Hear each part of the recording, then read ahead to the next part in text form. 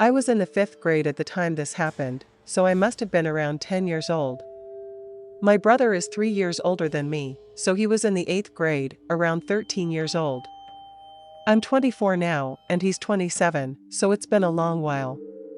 Nonetheless, these experiences are still fresh in my mind.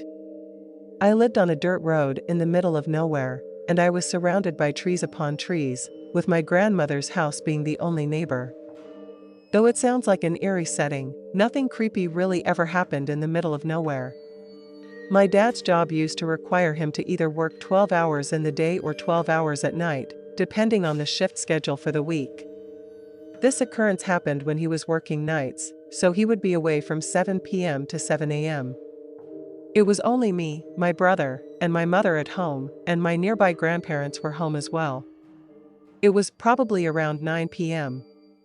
And the three of us were sitting in the living room watching some TV before going to bed. From the living room window, you can see my grandparents' house across the yard, as well as the dirt road behind it. So you can see an approaching car as headlights before you can actually see the car itself. For some reason, at the time, I was just looking out the living room window that night. I can't remember why, though. Eventually, I noticed headlights coming down the road.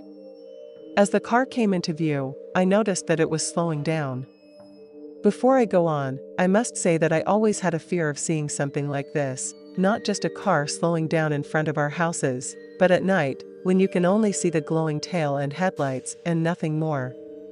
So needless to say, I was getting more and more spooked by the second as the car kept slowing down. I expected my fear to be alleviated when I finally saw the car pass by, only I never saw the car pass by my grandparents. Their headlights just barely managed to shine past the corner of the house, so I could tell that that car had come to a complete stop in front of the house. Anxiously and quickly, I told my brother and mother what I had just seen. They came to the window to witness it themselves. My mom told us not to panic. That it may just be somebody needing directions. Of course, I didn't think about this at the time, but what person or people would drive down a far less traveled dirt road needing directions at this time of night? That's quite a detour just for directions. We all waited at the window in anticipation for what seemed like the longest hours in the history of time.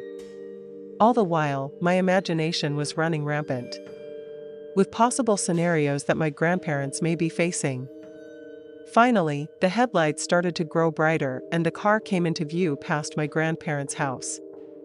And within a few seconds, the car disappeared down the road. Shortly thereafter, our house phone rang. This is before landlines really started to die out. My mother picked up the phone and it was my grandmother on the other end. She said that some truck had stopped in front of their house and a shirtless man had knocked on their front door. My grandmother, who had answered the door herself, called my grandfather over to her. They were nice, of course, and asked the man if they could do something for him. The man said that he needed my grandfather to give him a ride to somewhere up the road, which he never specified. This request was very odd, because there was someone visible enough to be seen sitting in the driver's seat of the truck. My grandfather declined, because there was someone with the man, and the man himself was already acting suspicious. There was a spring-triggered screen door separating them from the man, and they were talking to him through that screen part. The moment my grandpa had declined his request, the man apparently became visibly upset and began yelling while beating on the steel part of the screen door. My grandparents closed the second door, the wooden one, in the man's face, and watched him from the window until he got back in his truck and left, screaming curses and death threats all the way. After my mother had gotten off the phone with my grandma, she called my dad and explained the situation to him.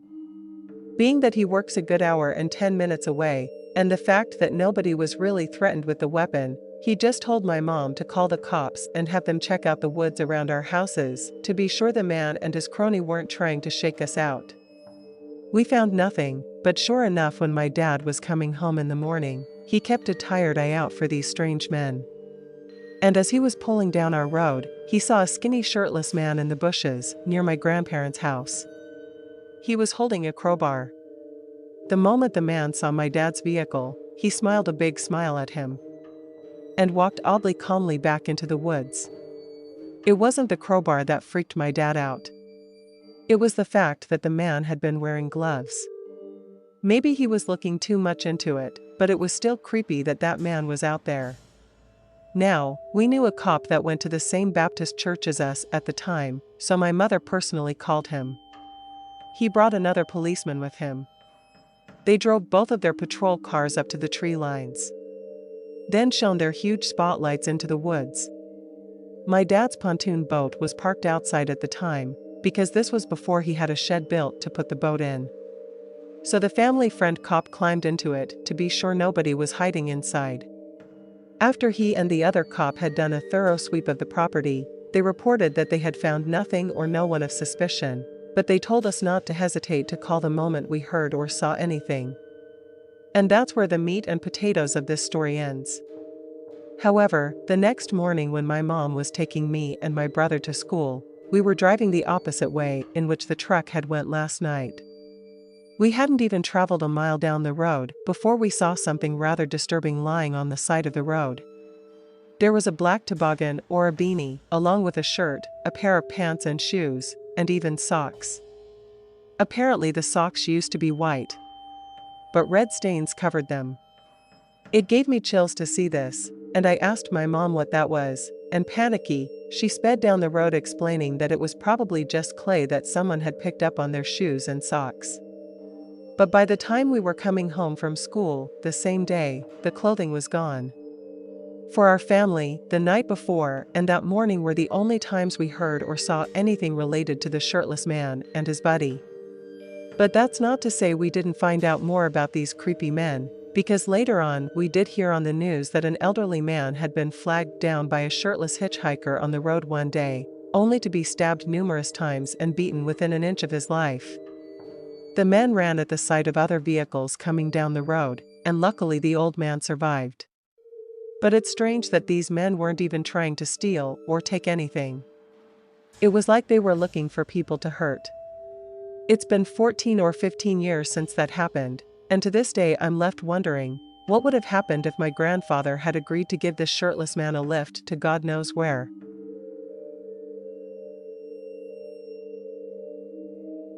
I've never been a believer in the paranormal. Honestly, I've always just kept to myself, played my games, watched my movies, read a few books here and there. I'm quite the boring person, but I'm completely satisfied with that. So when I experienced this most horrifying moment in my life, I was completely caught off guard. To be frank, I don't think I've ever come so close to dying until this. This is definitely the most I've ever been afraid. Much of my family and I live scattered across rural Nevada. My parents live about 80 miles away from me, in fact, but every other week or so I go out to see them. Mom makes a killer Mexican chicken casserole that I could die for. After one evening of great dinner and catching up with family, I got back in my truck at around 10 o'clock at night and I began my long drive home. To help me stay awake and pass the time, I turned on a classic rock station. It was a dark night too. If I recall correctly, it was a new moon night, so it was especially dark. Now, this drive takes me down long straight roads in the middle of nowhere. It can be creepy or boring, but never both. About 40 minutes into the drive, which is a little over halfway home, I almost didn't see what appeared to be a 12 or 13-year-old child, sticking his hand out from the side of the road. He appeared to need a ride. The moment I really saw him, it gave me a good scare, and immediately I was burning rubber, coming to a quick halt. I calmed myself down and put the gear into park. I couldn't help but wonder though, what is this kid doing all the way out here? We were miles away from the city. Maybe he really did need help. But suddenly, my whole body seemed to seize up, telling me not to move. My hand was already on the door handle, but I couldn't even force myself to continue to pull it open. I had completely froze. The thing was, I'd been driving with my window down about halfway. It was a cool night after all. So while I sat there unmoving and afraid for seemingly no reason, I suddenly heard a voice just beyond my door. "Can I climb inside your truck?" The voice came from the boy. He was now standing just outside, and his voice didn't sound right. He sounded both old and young at the same time. My fear was only growing inside me each passing moment. I stared at the child, unable to reply. Besides, that was a very weird way to ask for a ride. He continued. "Don't worry, it won't take very long." I stared into his eyes. It may have just been how dark it was outside, but I swear I couldn't see the whites of his eyes. I couldn't see any color in them at all. They seemed to only be black. I gathered my courage and I reached over to roll up my window, and still with a straight face, the child spoke, "It will be over before you know it."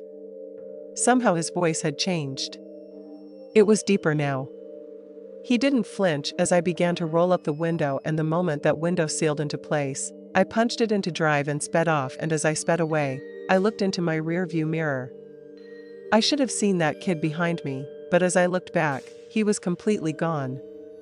I drove twice the speed limit home. And when I got home, I locked all my doors. I don't know what happened that night, but honestly, I've never been more afraid in my life. I live in Canada, and I grew up being told a truly horrifying story about the Hoof Lady.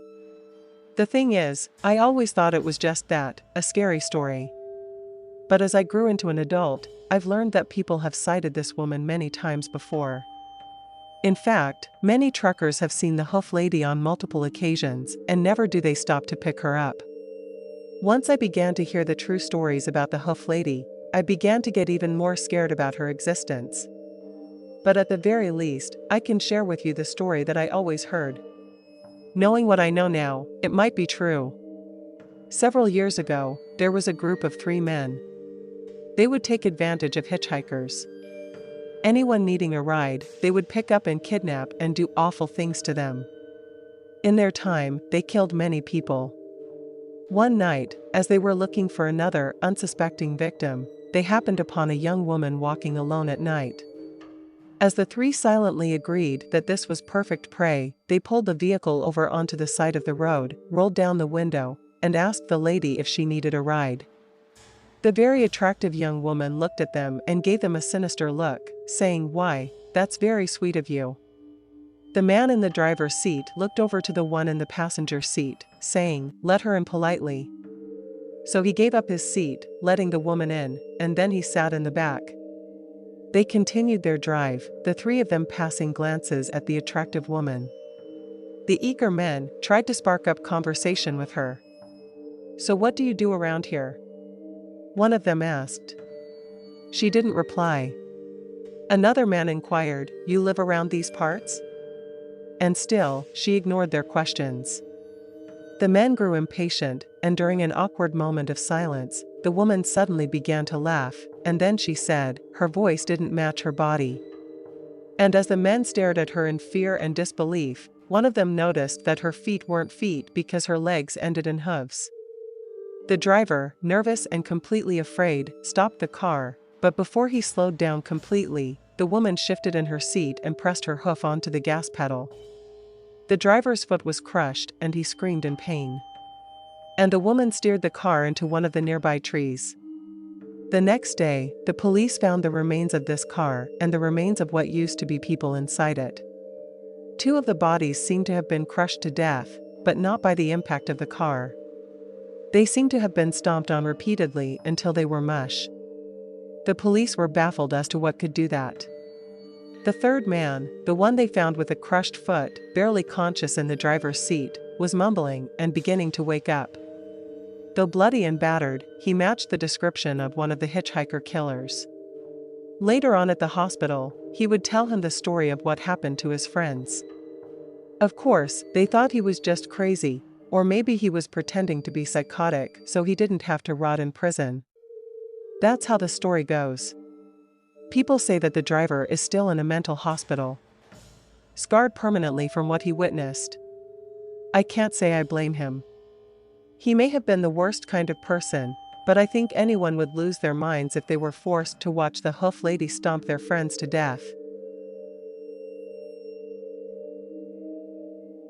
We were at Hawaii and driving to head to a local spot that my dad and his family used to visit when they were young. When we found the place, we had our fun, and then we decided to head back to the car once the sun started to set. Nothing unusual really happened until we began to head back to the house. Along the side of the road, we saw a woman. She had long brown hair, blue eyes, a white shirt with a brown pair of shorts. And she was walking barefoot. When she saw us coming up, she did the signature "I need a ride" sign, and we decided to be nice and pull over. My mom kindly asked the woman where she was headed. The woman replied, "To a local beach area. I'm gonna collect some seashells for a present I'm going to make." The woman sounded nice and innocent, so my mom nodded and motioned for me to open the door for her. I did, and the lady climbed inside. She told us the directions to the beach, and it just so happened to be the one we just came from, so it was pretty convenient. We turned around and made our way back to that beach. Now, I was a shy kid, so I tried to avoid making eye contact with the woman. So instead, I focused my attention out the car window. Somewhere along the way during the ride, we hit something on the ground, and it gave the car a good shake. I looked to the lady to instinctually ask if she was okay, but when I turned toward her seat, where she had just been sitting, she was no longer there. I yell out to my mom, and they pull the car over. Then she heads out of the car to look around. We waited nervously. She then walked back to the car and said, "There's no way she'd just up and left like that." We hadn't even heard her open the door, and surely if she had, she would have hurt herself. Worried about her well-being, my family decided to go to the police and ask if anyone has seen the lady and to at least tell them what had just happened. We had no leads, so we just prayed that she was all right, and we decided to head home, though we were all a bit anxious and a little bit confused. When we got to the house, in the doorway, we saw 2 seashell necklaces lying there waiting for us, necklaces we never owned. In fact, when we picked them up and looked at them, the shells on the necklaces were still wet, as if they had just freshly been taken out of the water. It sent chills down my spine.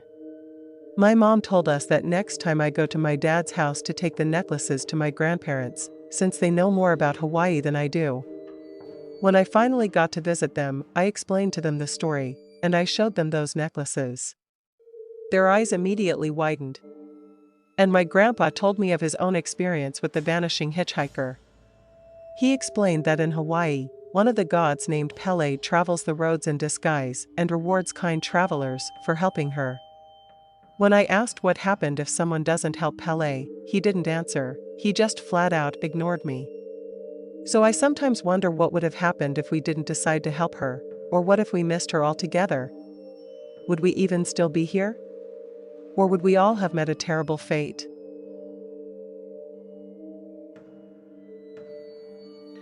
I was 17, and my whole world had fallen apart in the past 2 years. Without going too much into detail, I had nothing I could count on other than hopefully my best friend. So I started walking with nothing but the clothes on my back, my beloved black jean jacket, my folding knife, and my backpack, stuffed with some clothes and a few pictures. I had to escape. I had to just get away. Mind you, this was the early 90s, so hardly anyone had those big cell phones. I had grown up in an extremely rural area in New England, and was headed toward a small city within my state, where my best friend Emma lived. It was about 60 miles from my hometown to get to my best friend, and the area is very mountainous as well. I was a runaway. I left basically in the dead of night. Looking back on it, I was an idiot. I don't remember the exact time I left, but it was dead quiet out. Even most of the animals must have been asleep. I had been walking probably an hour when I finally got the hint that this was not going to be a normal night. As I walked, there were no streetlights and sparse house lights, and even those were a far cry from the road. Up ahead to my left, I heard movement. It sounded small and light, but when I looked, it was not something small or light at all. What I saw was the largest black wolf or dog I've ever seen. It wasn't just black though. It was almost void of color. Like blacker than black. Its eyes were red, and not a reddish-brown or something like that, but unnaturally, unearthly red. It was horrifying. I froze right there. I hadn't heard at the time of black dogs. But I had heard of hellhounds and knew that no wolves had been in this area for many decades. As I looked at this creature, something weird happened because I suddenly felt happy. I felt calm and warm, and then as suddenly as it appeared, the wolf was gone. I blinked and it was no longer there, and there was no sound of it leaving. It was just vanished. I shook myself out of the stupor it had put me in. And I began walking again. I was more determined now and positive as I walked, sure that things would really work out. Another hour or so passed of walking. I was at a point in the road where on the left was a lake and on the right were hills and semi-thick forest. Once again, the silence was broken by noise. This time it sounded big, very big. The sound came from my right. When I looked, it was too dark to see anything.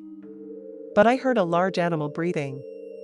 I heard an exhale, the kind of exhale when something is testing the air for a sense. Once again, dread and fear filled me. I knew these woods. I knew there were black bears and moose, both living in there. The sounds made me think it was maybe a moose, which was actually scarier. There's plenty of games and berries in the woods, so a bear was much less likely to attack than a pissed-off moose was. I started walking a bit sideways so I could watch the woods, even though it was too dark to see much. Suddenly the sounds came closer, but then there was a big crashing sound like something large was barreling through. I didn't stop. I thought I heard another growl coming, but suddenly there was a 16-wheeler coming my way. It had its brights on, and it blinded me for a moment. Luckily, the driver saw me and came to a quick stop. I opened the door to see a very odd man in the driver's seat. He was about medium-sized, but his ears were huge, with earlobes that looked the size of quarters. He had a baseball cap on, which covered most of his steel gray hair, which looked to be very thick. His eyes, though, they were the strangest eyes I've ever seen on a person. They were silver, not light blue, but actually silver. His hands, both still on the steering wheel, were gnarled. As if he'd worked with them most of his life. But when he spoke, his voice and words seemed too young for his body, if that makes sense. He asked me where I was going, and I told him. He offered to take me the whole way, as he was going one town further south and it wouldn't be any problem. His words and smiles seemed so caring and warm-hearted, but I wasn't stupid. People can seem however they want, as long as they get what they want. I did accept the ride though, I was getting tired. I did however open the knife in my coat pocket and kept it open just in case. As he pulled away from the shoulder, I remembered the sounds I'd heard and looked to my right. The light from the headlights illuminated the forest, and there I saw a bull moose lying on the ground, only about 5 yards away from where I'd been standing. But it was dead. Its throat had been ripped out, blood still flowing from the wound on the ground. The driver looked over and said, "And they say there's no wolves out here." I didn't reply. As we drove, he had some light music on. I don't remember what it was, but it was all instrumental. The driver told me how foolish I was, that pretty girls hitchhiking is too dangerous. I explained as much as I could of my situation, to which he told me to never tell a stranger that much. The ride seemed fairly mundane. As we drove through another small town. But once we had passed through, another weird thing happened. The area was forest on both sides. I believe this part was part of a state park. Suddenly there was fog all around us. It was thick and rolling. It was especially odd since we had just come up from a valley that had no fog. The driver sighed and said something along the lines of, "What is this?" He slowed down and drove very carefully for about 5 or 10 minutes before I saw something on the right side of the road. It was the same black wolf I had seen before. I turned to the driver to point it out to him, to know that someone else had seen it, but he was already staring at it and he just nodded. Seconds after his nod, the fog began to sort of float away. I tried to talk, but the driver hushed me. "Now hush and keep an eye out." Another half hour later or so, we came to a train crossing with the train's last few cars passing. The thing is, the train crossing lights and those little bars that come down weren't working. If the fog hadn't been there to slow us down, we may have been crossing that spot at the same time the train had come through. Finally, we were right outside of the city I was going. I could see the city lights, and I started to get excited. I hadn't seen Emma in a year, and I'd missed her so much. My mind began to wander, thinking of our reunion when the truck stopped at a red light. Suddenly, I had the urge to look out my window, and for the final time that night, I saw the red-eyed wolf again. This time it seemed to be smiling at me, before letting out a howl that was so loud I could hear it clearly over the truck's engine. The driver laughed. The kind of laugh you have when you remember something funny that happened a long time ago. The light turned green and the wolf trotted off the other way as we began to move. We soon arrived at Emma's apartment building, shortly after that. And as I thanked the driver, he smirked at me, but not in a mean or foreboding way. He said, "Remember to watch yourself out there, and always be ready to defend yourself." Keeping that knife open was already a good start. He winked at me, then shooed me out of the truck. I don't know how he knew I had that knife or that it was even open. My pockets were deep and I never took it out. Better yet, the pocket that it was in faced the door, not him. I went to his apartment and had a wonderful tear-filled reunion, but it was late and we were both exhausted. We both went to bed. In the morning, I told her the whole story, which she laughed at and said I was making up. That is until I told her the truck driver dropped me off in front of her building. That's impossible. The clearance at the entrance is only 8 feet. A tractor trailer wouldn't even fit. I followed the path the truck had taken, and found that she was right. It couldn't have gotten into the entrance of the complex. On my way back, I then found a very large paw print next to the road, which just confused me more. It scared me just as much as well. I don't know why any of this happened, or what it meant, but I have seen that wolf-like creature a few times since, and I still have no explanation for any of it. I don't know whether to be scared, or just plain confused. Not everyone can be trusted. Most of us know better than to trust a stranger at face value. Sometimes it's just safer and easier to ignore those beckoning for a ride at the side of the road. But you never know. Ignoring those hitchhikers might save your life. But what if they truly are in need? What if they are seconds away from a psychopath bursting through the trees behind them to finish them off? Good night. Hey guys, thank you all for the support. I hope you're enjoying the content. So why don't you do me a favor and give this video a like and a comment? If you're new to the channel, go ahead and hit that subscribe button. It would really help my channel out. And of course, stay up to date by hitting that notification button. Thanks very much, guys.